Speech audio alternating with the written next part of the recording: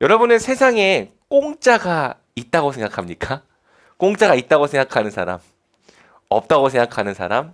네, 대부분 공짜는 없다고 생각을 하죠. 아내가 첫째를 임신했을 때 무료로 만삭 사진을 찍을 수 있다는 광고를 보게 되었습니다. 산부인과를 다니다 보면 보게 됩니다. 보통 같으면 상술일 거라고 생각하고 가지 않았을 텐데요. 당시 저는 사례비 80만 원으로 생활하던 가난한 전도사였기 때문에 뭐? 무료로 사진을 찍을 수 있다고 당장 예약을 했고 아내를 데리고 사진관에 갔습니다. 그리고 사진관에 가서도 몇 번이나 확인을 했죠. 진짜 공짜예요? 네, 공짜라는 거예요. 그래서 신나는 마음으로 열심히 사진을 찍었습니다. 아내에게 미리 동의를 안 구했기 때문에 끝나고 혼날 수도 있는데요. 이렇게 독사진도 좀 찍고, 네, 왜 사진이 다 돌아갔는지 모르겠네요. 배를 이렇게 쓰다듬는 사진도 찍고, 이렇게 뒤에서 포옹하는 사진도 찍었습니다. 뭐 인형을 안고도 찍고, 저 인형 아시는 분들은 그 옛날에 그 커플 판독기라고 불렸던 인형인데, 아시는 분은 아시는 그런 인형입니다. 저렇게 아기 양말을 또 손에다가 올려놓고서 앞으로 태어날 아기를 기대하는 마음으로 사진을 찍기도 했습니다. 한 30분 정도 찍었던 것 같아요. 되게 다양한 컨셉으로 찍으니까 와 이게 다 공짜라고 하는 생각이 들었죠. 그런데 사진을 다 찍고 나니까 상담실로 들어오라는 거예요. 그리고 이 사진 전체를 다 가져가려면 20만 원을 내야 된다라는 이야기를 듣게 되었죠. 공짜라며요. 이 사진 중에서 딱 한 장, 그 중에서도 딱 한 장을 고를 수 있는데 그것도 웹용으로 화질을 엄청 떨어뜨린 그런 사진 한 장만 가져갈 수 있는 거다. 그리고 약간 눈빛이 설마 진짜 공짜로 가져가진 않겠지? 이 많은 사람들을 고생시켜 놓고 그런 눈빛으로 바라보고 있는 거예요. 당연히 그 사진이 또 아깝기도 하고 또 설득을 당했죠. 이 무료 만삭 사진부터 시작을 해서 돌 사진까지 다 한 번에 찍으면 아주 좋은 가격으로 찍을 수 있다라는 이야기를 듣고 결국 그날 돌 사진까지 다 찍는 패키지를 계약하고 왔습니다.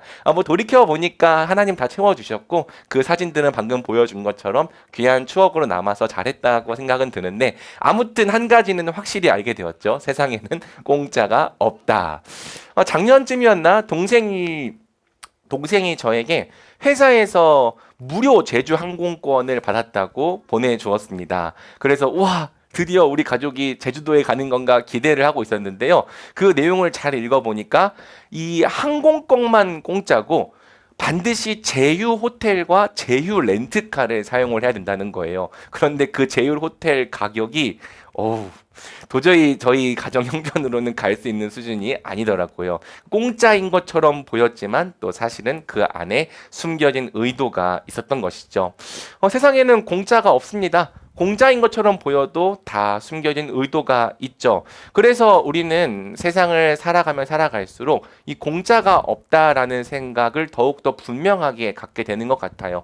누군가가 우리에게 호의를 갖고 다가오면 그 호의를 기쁘게 받아들이기보다는 경계하는 거죠. 혹시 무슨 숨겨진 의도가 있는 거 아니야? 그리고 실제로 의도가 있는 경우가 많습니다. 그런 의도를 발견하게 되면 역시 세상에 공짜가 어딨어. 다 의도가 있었던 거지라고 우리가 이미 알고 있는 진리를 확신하게 되죠. 그런데 여러분 또 사람들은 마음 한켠에서 공짜를 꿈꾸고 있습니다. 에? 목사님 저는 아닌데요? 라고 말할 수 있는데 표현을 좀 바꿔볼까요? 의도나 목적 없이 나를 있는 그대로 그냥 사랑해주는 관계를 꿈꿉니다. 이러한 소망이 영화나 드라마를 통해서 자주 표현되는 것 같아요. 제가 드라마를 볼 시간이 없어서 거의 안 보지만 올 한 해 딱 하나 이 폭삭 속았수다 하나는 봤거든요. 근데 여기 나오면 이 관식이라고 하는 남자 배우 극중 배우가 이제 애순이를 평생 조건 없이 사랑하잖아요. 나중에 이제 관식이가 또 세상을 떠날 때 말해도 되는 건가 이거? 다 봤죠 여러분? 자, 떠날 때 이제 애순이가 그렇게 고백을 해요. 평생 힘들었지만 당신 때문에 한순간도 외로운 적은 없었다. 제가 이 드라마를 보면서 에이 세상에 저렇게 조건 없이 한 사람만을 무조건 사랑해주는 사람이 어딨어? 뭐 저 정도면 예수님 아니야? 라고 생각을 했는데 있지 않을 거라 생각했는데 또 보니까 있는 것 같기도 있기도 하고, 네, 아무튼 사람들이 어떤 소망을 갖고 있는가, 이유 없이 나를 있는 모습 그대로 사랑해주는 배우자 또는 가족에 대한 꿈을 갖고 있구나를 보여주는 드라마였다고 생각을 합니다. 저는 이건 보진 않았어요. 응답하라 1988, 응팔. 그런데 또 요거는 또 같이 생활을 하면서 친구인데 가족 같은 친구 관계를 보여주죠. 투닥거리면서도 어려울 때는 챙겨주고 또 도와주고 힘들 때 의지가 되는 모습을 보여주면서 사람들의 소망, 사람들이 꿈꾸는 것이 무엇인지를 잘 보여주는 드라마였다고 생각을 합니다. 그러니까 공짜는 없다. 의도나 목적이 없는 관계는 없다라고 생각하면서도 또 그런 관계를 꿈꾸는 것이 우리 현대인들의 모순이 아닐까 한번 생각을 해보게 되는 거죠. 자, 오늘은 추수감사주일인데요. 추수감사주일을 맞아 평소와 조금 다른 방식으로 말씀을 나누어 보려고 합니다. 제가 보통 성경 본문을 강해하는 설교를 하는데 오늘은 이 크리스토퍼 왓킨의 성경적 비판 이론이라고 하는 책의 일부를 여러분과 좀 나누어 보려고 합니다. 제가 매주 월요일마다 크로스포인트 교회 목사님이랑 스터디를 하고 있는 책인데요. 1000페이지가 넘는 아주 두꺼운 책이긴 하지만 되게 내용이 좋아서 이걸 잘 배워서 우리 성도들에게 잘 가르쳐 줘야지라고 하는 생각으로 공부를 하고 있습니다.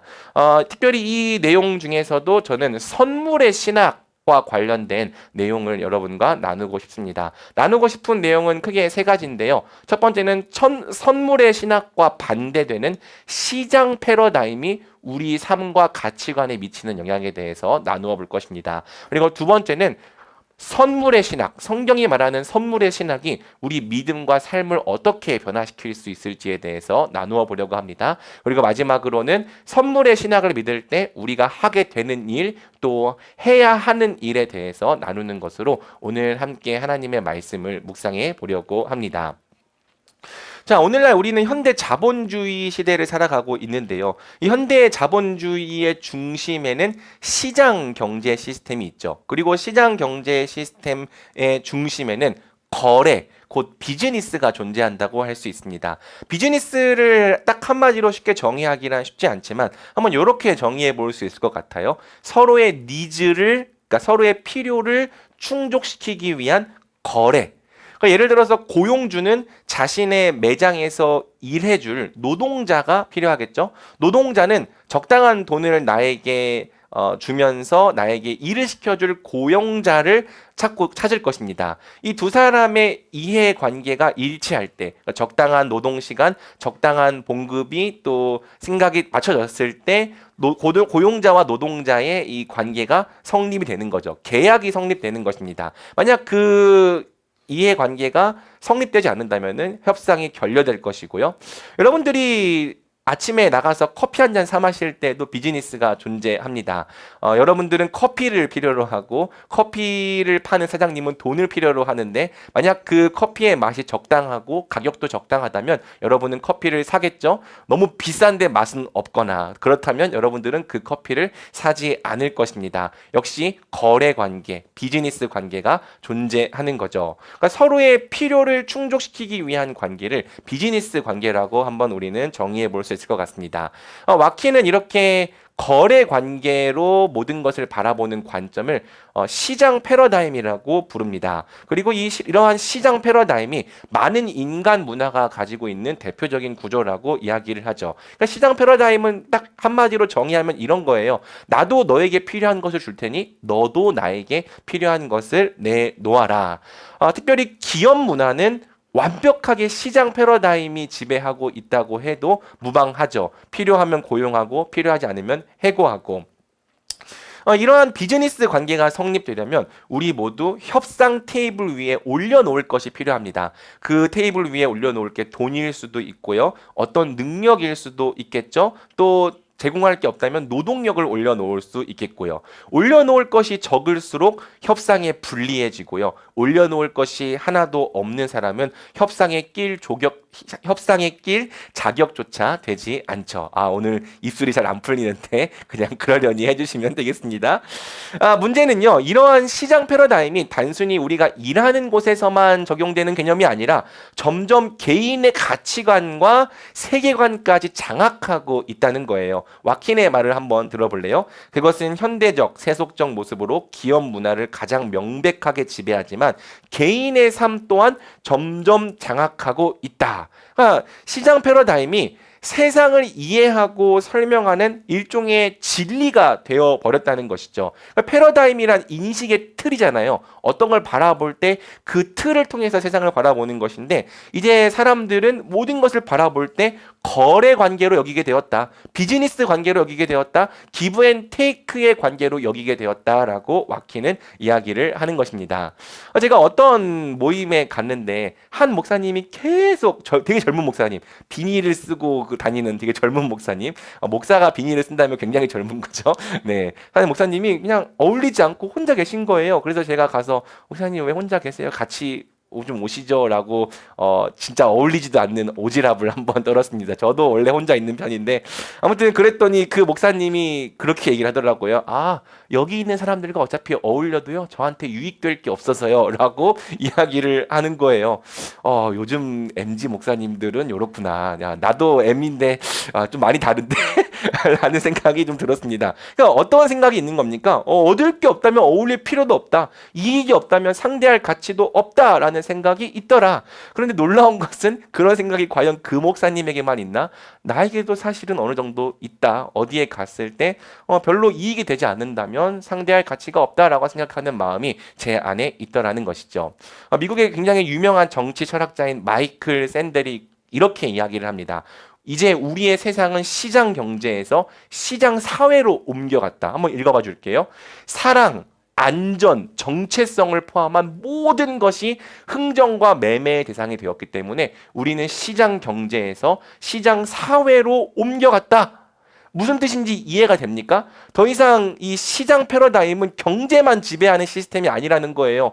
모든 것이 다 거래가 되었다. 사랑도 거래, 또 안전도 거래, 정체성도 거래를 통해 얻을 수 있는 것으로 여기는 가치관이 사람들의 마음속에 자리 잡았다는 것이죠. 그래서 이제 이 세상은 더 이상 시장 경제가 아니라 시장 사회라고 불러야 마땅하다는 거예요.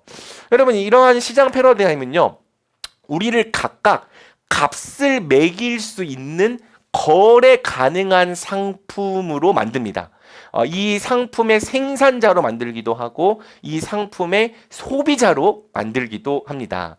우리는 이러한 세상의 현실을 생각보다 꽤 어릴 때 경험하죠. 언제? 대학을 입시 준비할 때 내신이나 수능 성적에 의해서 소고기도 아닌데 내 이마에 보이지 않는 낙인이 찍히는 것을 경험하게 됩니다. 너는 3등급, 너는 5등급, 너는 7등급, 너는 1등급. 자, 그렇게 시장에 딱 나오면 대학이 우리를 사가죠. 근데 대학은 우리에게 돈 주고 사가는 게 아니라 우리에게 돈을 받으며 사간다는 게 조금 슬프긴 한데, 초인류 대학이 1등급을 쓰러 가면 또 그 다음에 인류 대학이 2등급을 쓰러 가고 그 나머지를 또 다른 대학들이 쓰러 가는, 그래서 나에게 어떤 값이 매겨지고 그 값에 따라 대우를 받는 것을 꽤 어릴 때부터 우리는 경험을 합니다. 그럼 그때로 끝나냐? 취업을 할 때 또 우리는 경험을 하게 되죠. 우리가 어떤 대학을 나왔는지, 또 대학 생활을 하면서 어떤 스펙을 쌓았는지에 따라서 우리의 몸값이 결정됩니다. 그럼 또 우리는 시장에 나오게 되죠. 기업들이 우리를 사가게 됩니다. 어떻게든 좋은 기업에 가고 싶다면 우리의 몸값을 올려야 하죠. 이런 모든 것, 그러니까 값을 매기는 것들이 어디를 가도 존재합니다. 유튜브 세계로 가면 구독자 수가 그 유튜버의 가치와 영향력을 말해주죠. 1만 유튜버는 10만 유튜버 앞에서 엎드려야 하고요. 10만 유튜버는 100만 유튜버 앞에서 엎드려야 합니다. 인플루언서의 세계도 마찬가지예요. 인플루언서는 뭘 봐야 됩니까? 인스타 팔로워 수를 봐야 하죠. 얼마나 많은 팔로워를 가지고 있느냐가 실제로 그 인플루언서의 가치와 가격을 정해줍니다. 그러니까 문제는 시장 원리가 시장 원리로 작동되면 안 되는 곳까지 점점 침투해 들어오고 있다는 거예요. 대표적으로 결혼 시장이 그렇죠. 결혼 시장이라고 애초에 부르잖아요. 제가 살펴보니까 우리의 자산, 연봉, 키, 몸무게, 외모, 나이 모든 것이 다 책정 기준이더라고요. 설교 준비를 하기 위해서 여러 결혼 정보 회사의 이 기준들을 살펴보았는데요. 좀 슬픈 내용이 있더라고요. 대머리는 마이너스 10점이다. 그리고 너무 슬퍼. 그리고 괜히 얘기했나 보다. 여러분 아직 삭제해야겠다 이 부분. 그리고 비만은 표준 체중에서 5kg씩 늘어날 때마다 마이너스 5점이더라. 그럼 저는 한 마이너스 한 15점 해야 되나 싶기도 한데 저는 몇 점인지 좀 살펴를 봤거든요. 근데 A, B, C, D, E, F까지 있는데 그 F 밑에 제적이 또 있더라고요. 제적이 뭐냐면 결혼정보회사에서 안 받아주는 사람들입니다. 저는 F 아래에 제적이 들어가 있더라고요. 가끔 제 아내가 나 아니면 누가 당신이랑 결혼해 주겠어 라고 이야기를 하고 하는데 정말 그게 사실이었어요. 이 상품 가치가 전혀 없는 저를 제 아내가 살려주었습니다. 아무튼 이 시장 사회 안에서는요, 모든 것이 다 값이 매겨지고 거래 대상이 됩니다. 사랑도 거래 대상이고요. 우정도 거래 대상이죠. 내가 내놓을 것 협상 카드가 없는 사람은요, 연애도 불가능하고 친구가 되는 것도 불가능합니다. 그리고 안전도 돈으로 살 수 있는 상품, 평안한 삶도 행복한 삶도 돈으로 살 수 있는 상품으로 여겨지게 되었죠. 아닌 것 같습니까? 여러분 중에서 만약 내가 행복한 삶을 살기 위해서 겸손을 배워야 해. 자비를 배워야 돼. 누군가를 배려하는 삶을 훈련해야 돼. 그런 생각을 하는 분들이 계십니까? 만약 여러분들 중에서 행복한 삶을 위해서는 집도 이 정도는 살아줘야 돼. 차도 이 정도는 타줘야 돼. 돈도 이 정도는 있어줘야 돼. 정량적인 기준을 떠올리고 있다면 바로 여러분이 행복을 돈으로 살 수 있다고 믿는 사람일지도 모릅니다.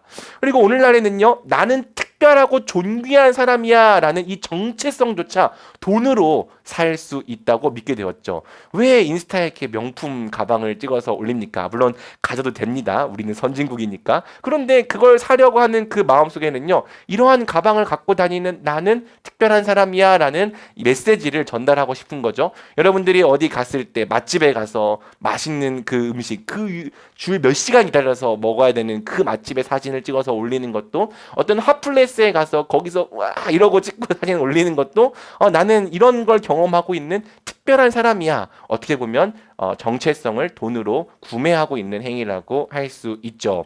자, 와킨이 지적하는 게 뭐냐면 이 시장 패러다임의 치명적인 문제는 값을 매길 수 없고 값을 매겨서도 안 되는 것들의 값을 매긴다는 거예요. 시장 패러다임은 창조의 선물을 필요의 논리로 끌어내려 값으로 계산할 수 없는 것들을 손익 계산서로 환산하게 한다. 모든 것에 값이 매겨져 있고 가치가 정해져 있다. 여러분의 존재, 값을 매길 수 있는 대상입니까? 값을 매길 수 없죠. 그런데 시장 패러다임은요, 정할 수 있다. 매길 수 있다고 말합니다. 여러분, 한 가정을 지키기 위한 가장의 노동이 값을 매길 수 있는 노동입니까? 네. 어떤 일을 하든지 한 가정을 돌보고 지키기 위한 가장의 노동은 숭고하고 존귀합니다. 그런데 시장 패러다임 안에서는 분명한 값을 가지죠. 외모도 값을 매길 수 있고 여러분들이 갖고 있는 은사도 값을 매길 수 있다고 말합니다. 그러니까 하나님께서 우리에게 주신 존귀한 선물이 오직 필요라고 하는 논리에 의해서 이것은 가치 있는 것, 이것은 가치 없는 것이라고 환산이 된다는 거죠. 똑같이 하나님의 존귀한 선물인데 시장 패러다임은 오직 필요라고 하는 논리를 따라서 그 가치를 계산 가능한 값으로 끌어내린다는 거예요. 바로 여기에 치명적인 문제가 있다라고 이야기를 하는 거죠. 사랑하는 여러분, 한번 이러한 시장 패러다임이 우리 삶에 어떤 영향을 미치는지 적용을 해보면 좋겠습니다. 시장 패러다임에 빠져 있을 때, 젖어 있을 때 우리 인생은 어떤 모양으로 만들어져 갈까요? 첫 번째로 우리의 감정이 늘 우월감과 열등감 사이를 오가게 됩니다. 그럴 수밖에 없죠. 세상이 나에게 매겨놓은 값이 곧 나라고 하는 사람의 가치라고 믿게 되었으니까요. 세상이 나에게 어떤 값을 매기느냐에 따라서 우리의 감정은 늘 우월감과 열등감 사이를 오갈 수밖에 없는 것이죠. 만약 세상이 우리에게 낮은 값을 매겨 놓았다고 생각을 해봅시다. 학벌이 별로일 수도 있고 연봉이 낮을 수도 있습니다. 인기가 없을 수도 있고 유명하지 않을 수도 있죠. 가지고 있는 돈이 별로 없을 수도 있죠. 그래서 우리에게 세상이 너는 가치가 없는 사람이야 라고 꼬리표, 네임택을 붙여 놓았습니다. 그럼 세상이 우리에게 붙인 그 가격표를 우리가 철석같이 그래, 이게 내 값이야, 이게 내 가치야 라고 믿게 되는 거죠. 그렇게 되면요, 우리는요 반드시 열등감에 빠집니다. 아, 나는 쓸모없는 사람이야. 아, 나는 쓰레기야. 자학을 하게 됩니다. 왜? 그게 내 값이라고 여겨지니까요. 반대로 세상이 나에게 높은 값을 매긴 경우를 생각해 보죠. 그렇다면 우리는 쉽게 우월감에 빠질 거예요. 이것은 높은 자리에 올라간 사람들이라면 무조건 우월감에 빠진다는 뜻은 아닙니다. 높은 자리에 선 사람도, 겸손한 사람들, 이것이 다 내 힘으로 얻은 것이 아니라고 생각하는 사람들은 겸손한 모습을 보여줍니다. 우리 유재석님처럼 말이죠. 그런데 만약에 세상의 모든 것을 값을 매길 수 있다라고 믿게 된다면, 그리고 내 값은 저 사람보다 더 높다라고 생각하게 된다면 우리는 반드시 우월감에 빠지게 될 거예요.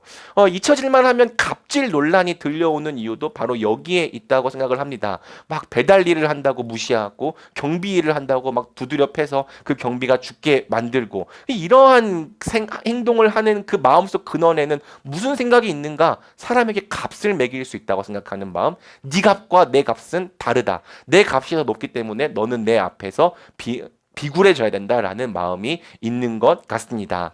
그런데 문제는 뭐냐면요, 이러한 우월감이 금세 열등감으로 전환된다는 거예요. 나보다 더 잘 나가는 사람을 만나게 되면 그 앞에서 우리는 우월감이 열등감으로 바뀌는 것을 경험하게 될 것입니다.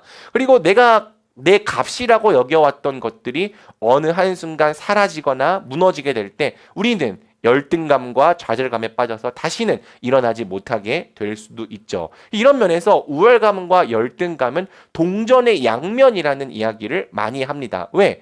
다른 감정 같지만 둘 다 세상이 나에게 매기는 값에서 내 정체성을 찾으려고 할 때 느끼는 감정이기 때문이죠. 시장 패러다임이 우리에게 주는 감정은 딱 두 가지밖에 없습니다. 우월감과 열등감. 자, 그리고요, 우리가 시장 패러다임에 빠져 있으면 두 번째로 모든 관계를 거래 관계로 맺어가게 된다는 문제가 생깁니다. 물론 우리가 자본주의 시대를 살아가면서 대부분의 관계는 거래 관계로 맺어야 합니다. 갑자기 지나가다가 들린 편의점에서 그 알바생과 우리 친구 할래? 그럴 수는 없는 거잖아요. 빨리빨리 효율적으로 살아가려면 대부분의 관계는 거래 관계로 맺는 것이 맞습니다. 그런데 거래 관계가 아닌 관계, 거래 관계가 아니어야 하는 관계도 있죠. 그리고 잘 들어보세요.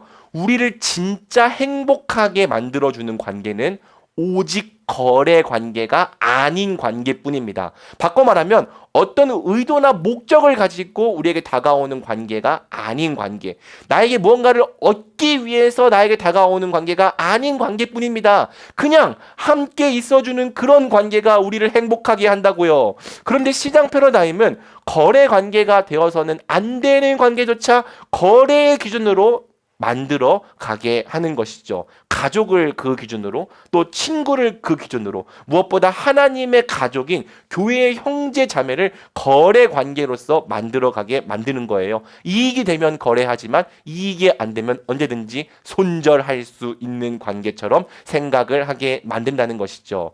그런데 여러분, 그러한 관계는 언뜻 보면 효율적으로 보이지만 늘 불안할 수밖에 없습니다. 왜? 나도 내게 이익이 안 되면 저 사람을 버릴 수 있지만 그건 저 사람도 마찬가지거든요. 저 사람도 내가 이익이 안 된다고 생각하면 나를 버릴 수 있습니다. 그리고 만약 우리가 맺는 관계의 모든 관계 속에 다 숨겨진 의도가 있고 목적이 있다고 생각해 보세요. 얼마나 피곤합니까? 나한테 왜 호의를 베풀지? 무슨 의도가 있지? 무슨 목적이 있지? 이런 생각을 하고 있으면 결코 그 관계 속에서 우리는 안정감을 느끼지 못할 것입니다. 행복할 수도 없을 거고 기쁠 수도 없죠.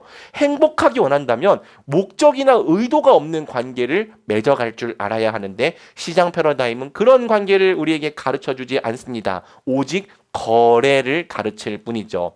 자, 그리고 세 번째, 시장 패러다임은 하나님과의 관계조차 거래 관계로 만든다는 특징이 있습니다. 우리가 공짜가 없는 세상을 살아왔습니다. 목적과 의도가 없이 나를 대해주는 사람을 만나지 못하고 살아왔습니다. 그러니까 무의식 중에 뭐라고 생각하는 줄 아세요? 아, 하나님도 그런 분이시겠지. 하나님도 내가 하나님께 드리지 않으면 그분도 나에게 주시지 않는 분이겠지. 그분도 나와 거래를 하시는 분이겠지라고 하는 생각이 무의식적으로 우리에게 들어오는 거예요. 그리고 만약 하나님과 나의 관계가 거래 관계가 된다면 우리는 절대로 하나님을 즐거워하거나 기뻐할 수가 없습니다. 왜? 거래 관계인데 어떻게 하나님을 기뻐해요? 그분께 해야 하는 순종과 헌신은 어쩔 수 없이 우리가 심판받지 않기 위해서 또는 복을 받기 위해서 해야 하는 대가로 여겨지게 될 것입니다. 그렇다면 우리에게 남는 선택지도 두 가지밖에 없겠죠. 하기 싫은 일을 그러니까 억지로 굴레를 매거나 아니면 하나님보다 더 나은 방법으로 구원을 주겠다고 하는 다른 신을 찾아가거나. 여러분 자신을 좀 진단해 보시기 바랍니다. 여러분도 어느새 시장 패러다임에 갇혀 살아가고 있지는 않습니까? 모든 것을 다 거래로 여기는 가치관. 나에게 이익이 되면 나도 아무것도 하지 않겠다. 나에게 이익이 되면 하고 이익이 되지 않으면 하지 않겠다라고 하는 그런 가치관에 젖어 살아가고 있지 않습니까? 만약 여러분이 우월감과 열등감 사이를 매일 오가고 있다면, 사람들과의 관계를 거래 관계로서 맺어가고 있다면, 하나님과의 관계마저 거래 관계로 여기고 있다면 우리는 복음이 아니라 시장 패러다임에 빠져 있습니다. 그리고 시장 패러다임은 우리를 절대 구원해 주지 못하죠. 그저 언제나 우리를 두려워 떨게 만들 뿐이에요. 그러나 기뻐하십시오. 사랑하는 여러분. 이러한 시장 패러다임을 뒤집는 혁명적인 소식이 있습니다. 그것은 우리의 존재를 비롯해서 우리의 삶 전체가 하나님의 선물이라고 하는 소식이죠. 와키는 이걸 선물 패러다임이라고 부르는데요. 오늘 저는 조금 표현을 바꾸어서 선물의 신학이라는 표현으로 사용을 해보겠습니다. 과연 이 선물의 신학이 우리의 무엇을 바꿀 수 있다는 것일까 궁금하죠? 한번 같이 좀 살펴보죠.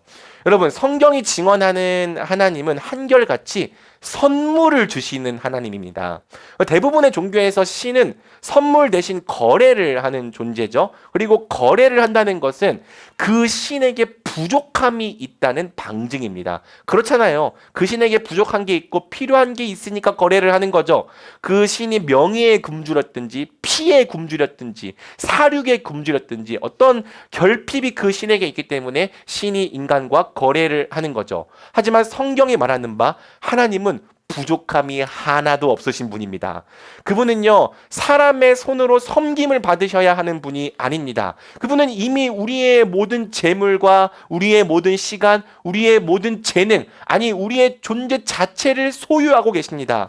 우리에게는 그분께 뭔가를 덧붙여 드릴 것이 하나도 없고요. 그분을 현재보다 더 위대하게 만들어 드리기 위해서 우리가 할 수 있는 일도 없습니다. 하나님은 부족함이 하나도 없으신 분입니다. 모든 좋은 것을 넘치도록 풍성하게 소유하고 계신 분입니다. 아니 이 우주 전체를 갖고 계신 분이 도대체 뭐가 부족하겠습니까? 그런데 그렇기 때문에 하나님은 어떻게 하십니까? 그 모든 좋은 것을 우리에게 선물로서 주신다는 거예요. 거래로 주시는 게 아니라 선물로 주신다라고 하는 것이 성경의 처음부터 끝까지 증언하는 하나님의 성품인 거죠. 성경은 거래가 아니라 모든 좋은 것을 선물로 주시는 하나님에 대해서 이야기를 하고 있습니다. 우리 한번 야고보서 1장 17절 다시 한번 읽어볼까요? 시작. 온갖 좋은 선물과 온전한 은사는 위로부터 오며 빛들의 아버지께로부터 내려옵니다. 그분에게는 변함도 회전하는 그림자도 없으십니다. 아멘. 여러분, 하나님께서 세상을 왜 창조하셨을까요? 외로워서? 혼자 있으니 심심해서? 아니요, 그분은 외롭지 않으셨습니다. 삼위일체 하나님은 우주가 없이도 언제나 무한히 행복하시고 또 무한히 기쁘신 분이었습니다. 그분에게 우주가 필요하지 않았습니다. 그런데도 그분이 우주를 창조하셨습니다. 왜? 그분께서 갖고 계신 행복을 바로 우리와도 함께 나누고 싶으셨거든요.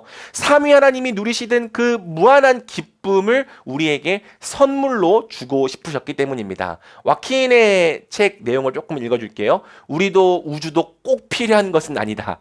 충격적이지만 그렇습니다. 우리도 꼭 필요한 건 아니었습니다. 우리는 중요하고 귀중하며 심지어 영광스러운 존재일 수는 있으나 귀중하고 영광스럽게 불필요하다. 선물로서의 창조는 또한 이 세상에 반드시 필요한 것이 아니라는 바로 그 이유 때문에 우리가 사는 세계에 대해 뭔가를 말해주고 있다. 우주는 그것이 존재한다는 사실만으로도 하나님의 영광과 사랑을 말하고 있다. 여러분, 우리가 꼭 필요한 존재가 아닌데 그럼에도 불구하고 하나님께서 우리를 만드셨다면 성경은 너희 존재 자체가 선물이다라고 이야기를 하고 있다는 거예요. 이러한 사실이 창세기를 읽어보면 잘 드러나 있습니다. 창세기가 보여주는 창조는 전부 다 선물로서의 창조입니다. 우리 하나님은 그 무한한 지혜와 능력을 가지고 정말 좋은 세상을 창조하셨죠. 해와 달과 별을 두시고 보시기에 좋다고 말씀하셨습니다. 바다의 새와 바다의 새? 오늘 내가 갖고 있네요. 어제 어제 설립 예배가 많이 힘들었나 봐요. 아무튼 너무 감사한 시간이었는데, 하늘의 새와 바다의 물고기도 만드시고 보시기에 좋다고 하셨습니다. 나무와 온갖 꽃, 땅에 기는 짐승을 만드시고 보시기에 좋다고 말씀하셨죠. 그리고 우리 사람을 만드신 다음에 뭐라고 하셨습니까? 보시기에 심히 좋다. 너무 좋다. 왜? 이 모든 세상은요, 그분에게 필요한 세상이 아니라 우리에게 주신 선물이거든요. 그 선물을 받을 우리가 창조되는 순간 우리 하나님은 너무 좋다, 보시기에 심히 좋다라고 말씀하신 겁니다. 다윗이 이렇게 고백을 하죠. 주의 손가락으로 만드신 주의 하늘과 주께서 달아놓으신 달과 별들을 생각해 봅니다. 사람이 무엇이기에 주께서 이렇게 마음을 쓰시며 인자가 과연 무엇이기에 이토록 돌봐주십니까? 다윗이 세상을 보니까 와, 우리 하나님께서 이걸 다 우리에게 선물로 주셨다고? 도대체 사람이 무엇이기에 이렇게 생각을 해주시며 이렇게 마음을 쓰실까? 우리는 대체 어떤 존재인가라고 다윗이 생각을 하게 되었다는 거예요. 또 하나님은 우리에게 존재라고 하는 선물을 주셨는데 그냥 존재를 주신 것이 아닙니다. 어떤 존재를 주셨죠? 하나님의 형상이라고 하는 존재를 주셨습니다. 여러분, 우리가 가끔 정동진의 이 해 뜨는 거 보러 가잖아요. 그 장엄한 해 뜨는 광경도 하나님의 형상은 아닙니다. 막 철새가 확 지저귀면서 우르 날아가는 거 보면서 경이로운 마음을 가지지만 그 철새 무리의 지저김도 하나님의 형상은 아닙니다. 제가 아내랑 신혼여행 갔을 때 보라카이에 세계 3대 비치, 화이트 비치가 있더라고요. 그 화이트 비치를 보니까 와, 정말 넓고 아름다워요. 그런데 그렇게 아름다운 해변도 하나님의 형상은 아니라고 이야기를 합니다. 나이아가라의 그 성남폭포도 하나님의 형상은 아니고 그랜드 캐니언의 그 장엄함도 하나님의 형상은 아닙니다. 심지어 저 하늘의 천사도 하나님의 형상은 아니라고 성경은 이야기를 하죠. 오직 딱 하나의 피조물만이 하나님의 형상이라고 하는 유일무이한 선물을 받았습니다. 바로 우리 사람들이죠. 그래서 다윗이 시편 8절 5절에서 이렇게 고백을 하는 거예요. 그를 하나님보다 조금 못하게 하시고 영화와 존귀로 관을 씌우셨나이다. 우리는 하나님의 형상, 하나님을 닮은 형상을 선물로 받았습니다. 그렇다면 우리의 값은 절대로 매겨질 수 없을 것입니다. 누가 감히 하나님의 형상의 값을 매기겠습니까? 하나님의 형상의 값을 매길 수 있다고 말하는 것은 하나님께도 값을 매길 수 있다고 말하는 것과 똑같을 것입니다. 그것은 하나님을 모독하는 말이죠. 자, 그리고 여러분, 우리 하나님은요, 우리가 살아가는데 필요한 모든 것을 다 선물로 주시는 분입니다. 첫사람 아담에게 하나님은 하와라고 하는 배우자를 주셨죠. 그 배우자를 만났을 때 아담이 찬가를 부르잖아요. 야, 드디어 내 뼈 가운데 뼈요, 내 살 가운데 살이 나타났구나. 배우자는 거래 관계가 아닌 거예요. 배우자는 하나님께서 주신 선물인 거죠. 잘생겼든지 못생겼든지, 돈을 잘 벌든지 못 벌든지, 그 결혼정보회사 A에 들어가 있든지 제적에 들어가 있든지, 때로는 정말 왼수같이 보일 때라도 모든 배우자는 하나님께서 주신 선물입니다. 그렇다면 그가 어떠한 모습이든지 사랑받기에 합당하죠. 성경은 가족도 하나님께서 주시는 선물이라고 이야기를 합니다. 하나님은 외로운 사람들을 위해 가정을 이루시고 사슬에 묶인 사람들을 풀어주신다. 또 자식들도 하나님의 선물이라고 이야기를 합니다. 자식들은 여호와의 유산이요 모태의 열매는 그분께 받는 상이다. 그렇다면 가족은 거래 관계가 아니죠. 우리의 부모님도 거래 관계가 아니고 자녀도 거래 관계가 아닙니다. 돈을 잘 벌든지 못 벌든지 성공했든지 성공을 못했든지 건물이 있으시든지 없으시든지 우리의 부모님은 소중한 하나님의 선물입니다. 자녀도 마찬가지죠. 공부를 잘하든지 못하든지 재능이 있든지 없든지 건강하든지 아프든지 때로는 말을 지질이 안 들어도 참 그래도요. 자녀는 하나님의 선물입니다. 그렇다면요. 그 자녀는 그 모습 자체로 사랑받기 합당하죠. 거래 관계가 아니라는 거예요. 또 그리고 여러분 이것을 여러분들이 동의할 수 있으면 좋겠는데요. 어떤 노력을 해서 결실을 얻는 것도 성경은 당연한 보상이 아니라 하나님의 선물이라고 이야기를 합니다. 한번 같이 전도서 말씀을 읽어볼까요? 시작. 사람마다 먹고 마시는 것과 수고함으로 낙을 누리는 그것이 하나님의 선물인 줄도 또한 알았도다. 하나 더 있습니다. 같이 읽어볼게요. 시작. 만약 하나님께서 부와 재산을 주셔서 누리게 하시고 또 제 몫으로 챙길 힘을 받게 하신 사람은 그것이 하나님의 선물임을 알아야 할 것이다. 성경은 이렇게 얘기를 합니다. 복 주시고 돌보시는 하나님의 손길 없이는 너희가 그것들을 얻을 수도 없고 누릴 수도 없다. 그러니 만약 너희가 수고해서 어떤 몫을 얻었다면 또 너희가 얻은 것을 온전히 누리며 살아간다면 그것 또한 하나님의 선물이다. 얼마 전에 서울에서 옛 제자가 찾아왔거든요. 근데 그 제자가 이제 사회생활을 해보면서 이 사회가 얼마나 어렵고 척박하고 힘든 곳인지를 많이 알게 된 것 같습니다. 이렇게 고백을 하더라고요. 아, 옛날에는 노력한 만큼 결실을 얻는 것이 당연한 줄 알았다. 수고한 만큼 그 보수를 받는 것이 당연한 줄 알았다. 그런데 살아보니까 그게 진짜 아니더라. 노력했는데 결실을 얻었다. 수고했는데 그에 합당한 보수를 받았다. 그게 하나님의 은혜고 선물이더라. 당연한 일이 아니더라 라고 고백을 하더라고요. 근데 저도 그 말에 진짜 공감이 되었습니다. 왜냐하면 세상을 보면 노력한 만큼 결실을 얻지 못하는 사람들이 그렇게나 많습니다. 성경에도 그러한 예시가 나오죠. 열심히 농사를 지었는데 황충때가 와서 다 먹어버립니다. 또 하늘에 하룻밤 사이에서 내린 우박이 그 모든 농장들을 상하게 만들죠. 하나님이 없는 무질서와 혼돈은 우리가 평생 동안 공들여 왔던 것을 한순간에 집어삼킵니다. 우리가 수고해서 얻을 수 있는 것, 또 얻은 것을 누릴 수 있는 것은 우리의 삶의 질서를 지키시고 유지하시는 하나님의 은혜, 선물이 있기 때문이에요. 그래서 이 성경 말씀이 진짜 사실이라는 생각을 날이 가면 갈수록 하게 되는 거죠. 여호와께서 집을 짓지 않으시면 건축자들은 헛수고하는 것이다. 여호와께서 성을 지키지 않으시면 파수꾼이 지키고 서 있는 것도 헛일이다. 너희가 일찍 일어나는 것도 늦게까지 자지 않으며 고생해서 얻은 것을 먹는 것도 헛되다. 아, 우리 힘으로 얻는 게 아니더라. 정말 하나님께서 함께 하여 주셨기 때문에 받는 선물이더라 라는 생각을 우리는 갖게 되는 거죠. 하나님이 주시는 복과 그분께서 지켜주시는 질서 없이는 노력한 것을 이룰 수가 없고 고생해서 얻은 것을 누릴 수 없습니다. 수고한 몫을 받는 것도 은혜고 선물이죠. 자, 여기까지만 해도 우리 하나님은 참 존귀하고 은혜가 풍성하신 분인데 그분은 계속 우리에게 선물을 주십니다. 누구를 주셨죠? 그리스도를 주셨다고 성경은 이야기를 합니다. 하나님께서 세상을 이처럼 사랑하사 독생자를 주셨으니 그분은 멸망당해 죽을 수밖에 없는 자기 아들을 십자가에 달려 내어주기까지 우리에게 선물로 주신 분입니다. 그리고 이 그리스도로 말미암은 구원도 선물로 주셨다고 성경은 이야기를 하죠. 여러분은 믿음으로 인해 구원을 받았습니다.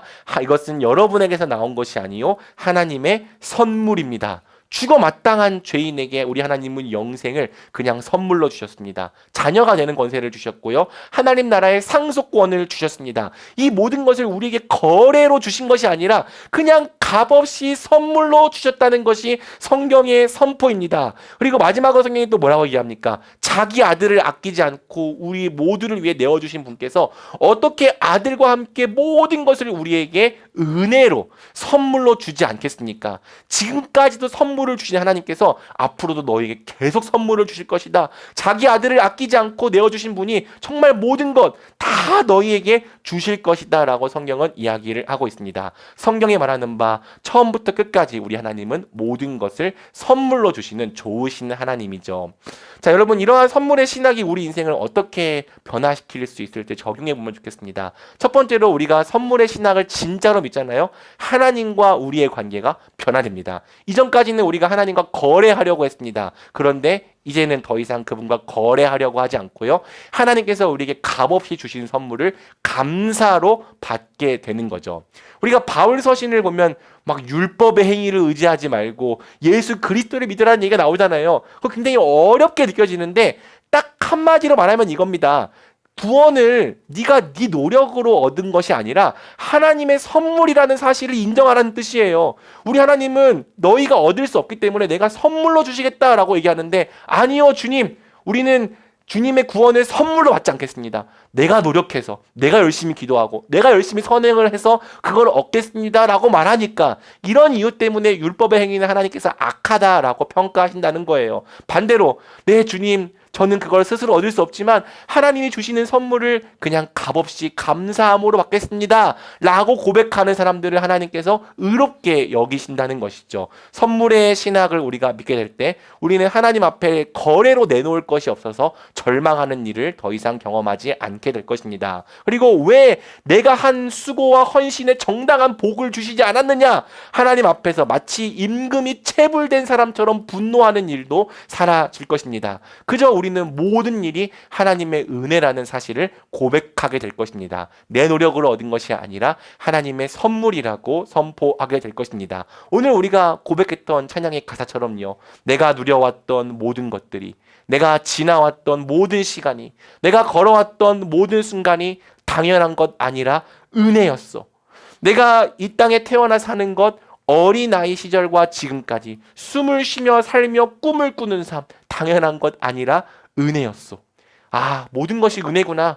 우리 모든 것이 하나님의 선물이구나. 자비롭고 좋으신 하나님께서 내 인생 가운데 선물로 주신 것이구나. 바로 이것이 믿어질 때 여기서부터 하나님께 감사하고 영광을 돌리는 삶이 시작되는 거죠. 그러니까 감사는요, 물론 연습을 하기도 해야 합니다. 감사가 안 될 때 자꾸 감사하는 연습을 하기도 해야 합니다. 하지만 그것보다 먼저 내게 있는 것들이 당연한 것이 아니라 하나님의 선물이라는 사실이 진짜로 믿어질 때 우리는 하나님 앞에서 감사를 하게 되는 거예요. 자, 그리고 두 번째로 이 선물의 신학은 우리의 정체성을 반석 위에 굳게 세워집니다. 그러니까 모든 것이 하나님의 선물이라는 것을 믿을 때 우리의 가치는 더 이상 세상이 매기는 값에 의해 결정되지 않게 되거든요. 세상이 내게 어떻게 값을 매기든 나는 하나님의 형상입니다. 그렇죠? 세상이 어떻게 나에게 값을 매기든 그리스도께서 그 존귀한 생명을 나에게 주셨습니다.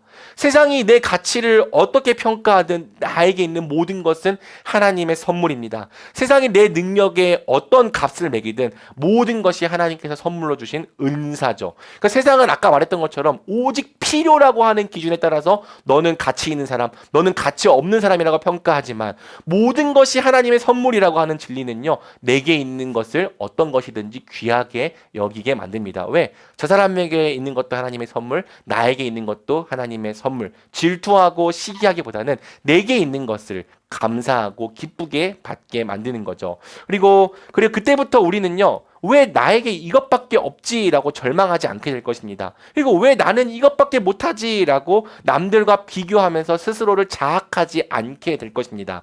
대신 하나님께서 나에게 선물로 주신 이것들을 어떻게 더 하나님 나라와 그분을 위해 사용할 수 있을지를 고민하게 될 것입니다. 모든 것이 하나님의 선물임을 믿을 때 우리는 열등감에 빠지지도 않고 우월감에도 빠지지 않게 될 것입니다. 이것이 우리의 정체성을 건강하게 세울 수 있는 유일한 방법이라고 성경은 이야기를 하는 거죠. 바로 모든 것이 선물이라는 사실을 고백하는 거예요. 자, 그리고 이 선물의 신학은요, 우리에게 자족하는 마음과 고난을 이길 수 있는 소망도 제공해 줍니다. 우리 하나님은 우리에게 모든 것을 선물로 주시는 좋으신 분이잖아요.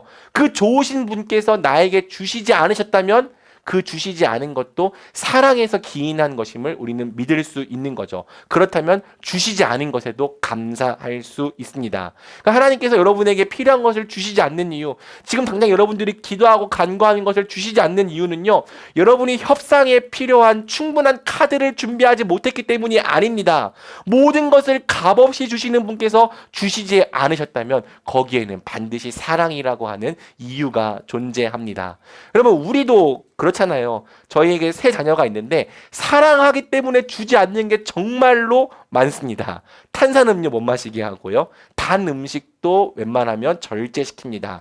게임도요, 주구장창 하루 종일 시켜주지 않아요. 그리고 영상도 계속 보여주지 않습니다. 원하는 장난감이라고 해서 다 사주지 않습니다. 다 사줄 돈도 없지만 다 사주는 것이 그 아이들을 유익하게 하지 못한다는 것을 알고 있기 때문이죠. 그러니까 얘네들이 엄마 아빠한테 제시할 협상 카드가 없어서 얘네들이 못 받는 게 아니에요. 엄마 아빠 내가 숨겨진 비밀을 폭로할 거야 뭐 이런 협상 카드가 없어서 그래서 못 받는 게 아니라 사랑하기 때문에 주지 않는다는 거죠. 그러니까 주는 것도 사랑이지만 주지 않는 것도 사랑입니다. 성경은 하나님도 그러하시다고 이야기를 해요. 우리가 처음에는 받지 못하는 것 때문에 너무 속상하고 또 하나님께 원망할 때도 있지만 정말 그분이 좋으신 분이라는 것을 알면 알게 될수록 우리는 주시지 않은 것에도 감사하게 될 거예요. 그리고 고난도 마찬가지죠. 모든 고난 속에는 고난 없이 얻을 수 없는 유익이 존재합니다. 마치 옛날 어른들이 엄청 비싼 선물인데 그 검은색 비닐봉다리에 담고 가져오는 것이랑 비슷한 것 같아요. 그냥 검은색 비닐봉다리 갖고 와서 얘다 오다 주웠다 던져줬는데 열어보니까 내가 진짜 갖고 싶었던 막 선물이 들어있는 거예요. 고난이 좀 그렇지 않나. 포장지가 너무 허접합니다. 검정색 비닐봉투. 그 고난을 즐거워하기가 쉽지 않죠. 그런데 우리는요, 고난을 통해 하나님이 어떤 분이신지를 배웁니다. 고난을 통해 순종을 배우고 또 고난을 통해 비로소 옛사람을 벗어버립니다. 고난을 통해 오래도록 끊어내지 못했던 우상과 결별하게 됩니다. 고난을 통해 내 힘으로 결코 맺을 수 없었던 성령의 열매를 맺고 고난을 통해 탐심과 정욕을 드디어 죽이게 됩니다. 하나님을 사랑하고 신뢰하는 법을 배우고요. 무엇보다 하나님이 주신 복을 하나님보다 더 사랑하지 않는 방법, 그냥 그것을 하나님께 감사하며 온전히 누리는 방법도 배웁니다. 고난을 통해 그 어디서도 구할 수 없는 정금과 같은 선물을 받는다라고 성경은 이야기를 하고 있습니다. 모든 연단이 당시에는 즐거움이 아니라 괴로움으로 보이지만 나중에는 그것을 통해 연단된 사람들에게 의로운 평화의 열매를 맺게 합니다. 자, 그리고 네 번째로 선물의 신학은요, 다른 사람과 맺는 관계도 변화시키는 거죠. 자, 여러분, 내 곁에 있는 사람들이 하나님께서 주신 선물이라고 생각하게 될 때 우리는 더 이상 옆에 있는 사람들을 거래 상대로 여기지 않게 될 것입니다. 이 사람들을 이용하려고 하지도 않을 거고요. 내가 이 사람들에게 이용당할까 두려워하지도 않게 될 것입니다. 이 사람들이 어떤 의도로 나에게 다가오는가 경계하지도 않게 될 것입니다. 하나님께서 주신 사람들, 선물로 주신 사람들이라면 우리는 옆에 있는 사람들을 있는 모습 그대로 사랑하고 기뻐하는 법을 배우게 될 거예요. 목적과 의도 없이 함께하는 법을 알게 되겠죠. 바꿔 말하면 친구와 가족이 되는 법을 우리는 배우게 될 것입니다. 앞서 말한 것처럼 우리를 진짜 행복하게 만드는 관계는 오직 거래 관계가 아닌 관계뿐이라고 했잖아요. 그러니까 목적과 의도가 없는 관계, 친구와 가족 같은 관계죠. 그러니까 이러한 관계를 어떻게 만들어갈 수 있는가? 오직 모든 사람이 선물이라고 하는 믿음이 있을 때 만들어 갈 수 있다는 거예요. 여러분들이 사람들을 있는 모습 그대로 볼 수 있게 될 때 여러분은 더 이상 거래하려 하지 않고 그 사람을 있는 그대로 사랑할 수 있게 되는 거죠. 무엇보다 성경은 교회의 관계가 그러해야 한다고 이야기를 하고 있습니다. 목사인 저와 여러분의 관계는 거래 관계가 되어서는 안 됩니다. 여러분이 서로 간에 맺는 관계도 거래 관계가 절대로 되어서는 안 되죠. 만약 제가 여러분을 마음속에서 거래 관계로 여기고 있다면 우리 말씀에 심기는 교회만큼 불행한 교회는 세상에서 없게 될 것이라고 생각합니다. 만약 제가 여러분을 내 명성을 위한 도구로 내 꿈과 야망을 이루기 위한 도구로서 생각을 하고 있다면 세상에서 여기보다 더 끔찍한 교회는 없겠죠. 그리고 제가 여러분들을 거래 관계로 여기고 있다면 그럼 내가 원하는 상품의 성도의 모습이 있다면 그 모습과 여러분의 모습이 일치하지 않을 때 저는 실망하게 될 것입니다. 반대도 마찬가지겠죠. 여러분이 기대하는 목사의 모습과 제 모습이 일치하지 않을 때 여러분은 더 나은 목사라고 하는 상품을 찾아 다른 교회로 떠나가게 될 것입니다. 목사와 성도의 관계가 또 성도와 성도의 관계가 거래 관계로 전락하게 될 때 그 공동체는 더 이상 은혜의 공동체가 아니게 될 것입니다. 왜? 은혜는 그 본질 자체가 거래가 아니라 선물이기 때문이죠. 반면 우리가 서로를 하나님의 선물로서 여긴다면 있는 모습 그대로 사랑하고 즐거워할 수 있게 될 것이라고 할 것이라고 믿어요. 믿음이 좋든지 약하든지 선물이죠. 지식이 많든지 적든지 소중한 하나님의 선물입니다. 신앙이 성숙하든지 어리든지 하나님의 선물이고요. 은사가 많든지 적든지 하나님의 존귀한 선물입니다. 그렇다면 우리는 하나님이 선물로서 주신 형제 자매들을 있는 모습 그대로 사랑할 수 있습니다. 교회다운 교회는요, 성도들 한 사람 한 사람이 서로를 선물로 여기며 살아갈 때 세워지는 것이죠. 자, 이제 마지막입니다.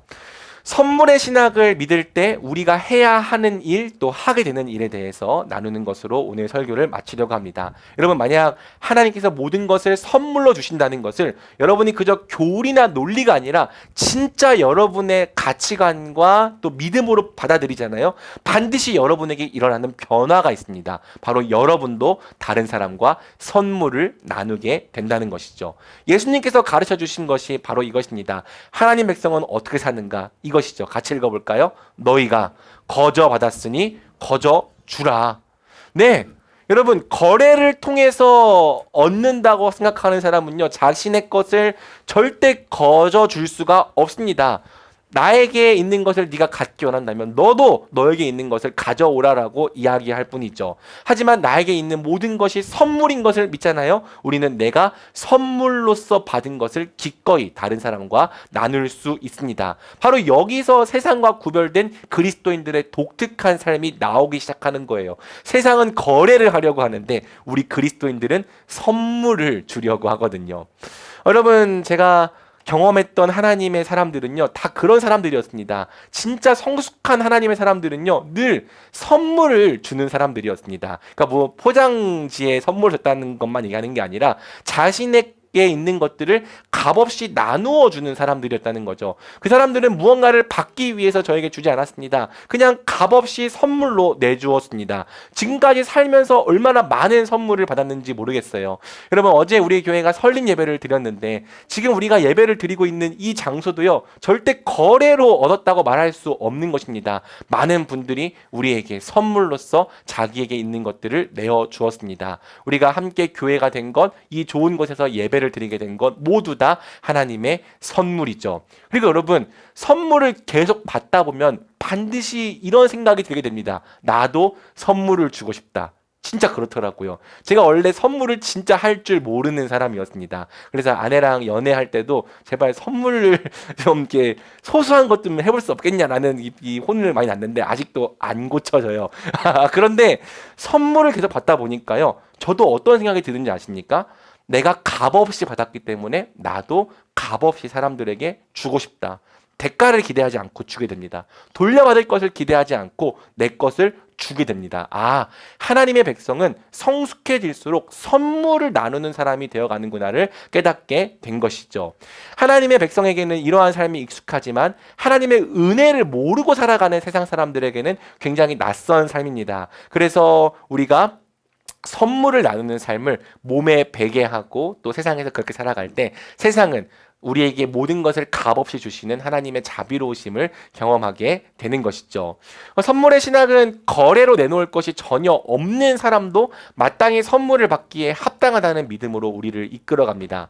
우리가 이 원칙을 따른다면 가난한 자, 약한 자, 노인들은 생애 최대의 큰 사업 거래가 벌어지는 협상 테이블 위에 내놓을 것이 아무것도 없어서 한쪽으로 내몰리는 일이 없을 것이며 보살핌과 존경을 받을 것이다. 모든 것이 선물임을 믿는다면 가난한 자도 선물을 받기에 합당하고 약한 사람들도 선물을 받기에 합당합니다. 노인들도 선물을 받기에 합당하고 아이들도 선물을 받기에 합당하죠. 협상 테이블 위에 아무것도 올려놓을 것이 없는 사람들도 마땅히 선물을 받을 자격이 있다고 우리는 믿게 될 것입니다. 우리가 오늘 추수감사주일로 모으는 이 구제 헌금도요, 어떤 자선이 아니라 선물을 주려는 것이라고 생각해 주면 좋겠습니다. 우리 근처에 살고 있는 아이들에게 하나의 기쁨과 또 선물을 나눠 주려는 것, 바로 우리가 그러한 작은 실천을 해보려는 것이죠. 하나님의 백성은 거저 받은 선물을 거저 주는 것으로 복을 흘려보내는 사람들이기 때문이에요. 여러분, 복음의 본질에는 선물의 신학이 있습니다. 하나님이 선물로서 모든 것을 주셨다는 소식이 복음입니다. 복음은 하나님께서 우리에게 모든 것을 값없이 선물로 주셨다는 소식이죠. 여러분은 시장 패러다임으로 살겠습니까? 아니면 선물의 신학으로 살아가겠습니까? 매일 어떻게든 손해 안 보려고 경계하는 삶을 살아가겠습니까? 아니면 하나님께서 여러분에게 주신 값없는 선물들을 또한 값없이 나누는 삶을 살아가겠습니까? 우리의 인생은 하나님의 선물을 선물로서 받아들이고 믿는 만큼 변화될 것입니다. 모든 것이 하나님의 은혜임을 믿고 선물을 나누는 우리 말씀이들이 되기를, 항상 선물을 풍성히 흘리며 살아가는 자들이 되기를 우리 주님의 이름으로 축복합니다. 아멘.